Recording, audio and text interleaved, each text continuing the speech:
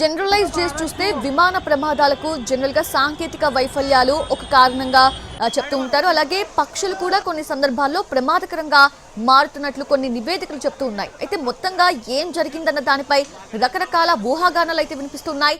Take off సమయంలో engine failure అయినా అయ్యుండాలి, లేదంటే టేక్ ఆఫ్ అయిన వెంటనే సాంకేతిక సమస్య ఏదైనా తలెత్తైనా ఉండాలి, ఇంకా లేకుంటే ఇంజన్ లో మంటలు రావడం వల్లనైనా ప్రమాదం జరుగుండాలి.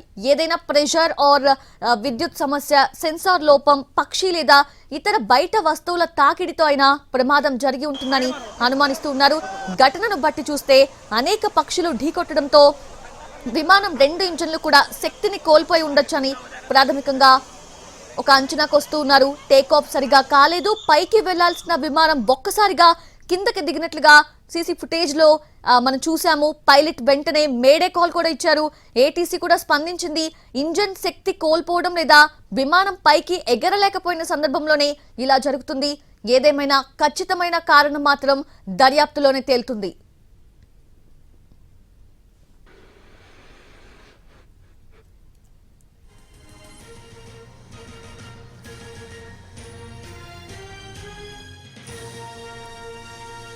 ఇంతటి దుర్ఘటన చోటు చేసుకుంది. ఇంతటి అత్యంత ప్రమాదకరమైన ప్రమాదం జరిగింది. అసలు ఇప్పుడు ఏం చేస్తారు? డీజీసీఏ తక్షణ కర్తవ్యం ఏంటి?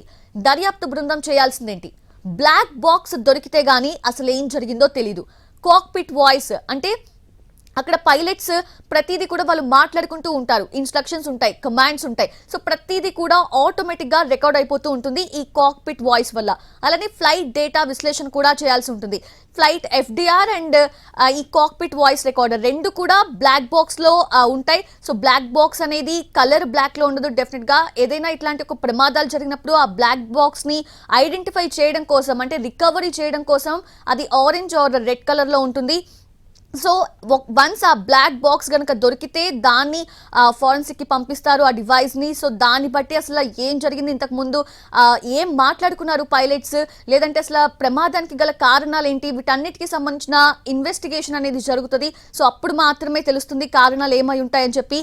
ఇంజన్ పనితీరు పైన రివ్యూ చేయాల్సి ఉంటుంది. అలానే ఎయిర్ ట్రాఫిక్ కంట్రోల్ డేటాను కూడా సమీక్షించాల్సి ఉంటుంది. అంటే ప్రతిదీ కూడా డేటాలో రికార్డ్ అయిపోయి ఉంటుంది, ఆటోమేటిక్ గా రికార్డ్ అవుతుంది. ప్రతి ఫ్లైట్ లోనూ ఈ బ్లాక్ బాక్స్ అనేది ఉంటుంది.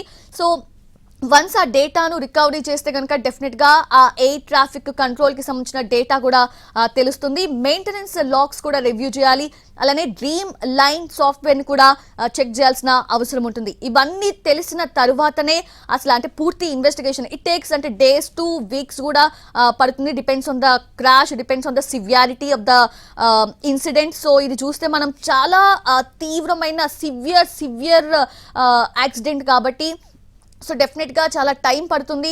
సో ఇన్వెస్టిగేషన్ ఇందాక అమిత్ షా కూడా చెప్పడం చూసాము. సో పూర్తి ఇన్వెస్టిగేషన్ అయిన తర్వాతనే అన్ని డీటెయిల్స్ కూడా బయటకు వస్తాయని తెలుస్తూ ఉంది.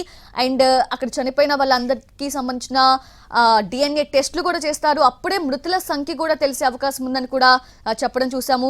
సో పూర్తి ఇన్వెస్టిగేషన్ అయితే ఇప్పటికే స్టార్ట్ అయిపోయింది. ఆల్రెడీ అందరూ కూడా అలర్ట్ అయ్యారు.